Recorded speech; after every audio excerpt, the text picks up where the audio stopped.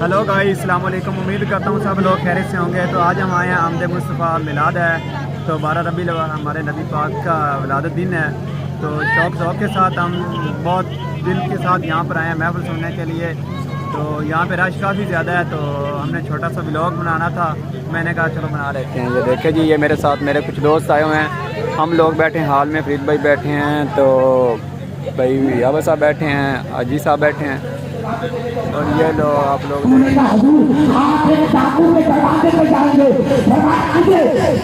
इज्जत के लिए के घाटी जाना पड़े तो मैं उनके घाटी जाने को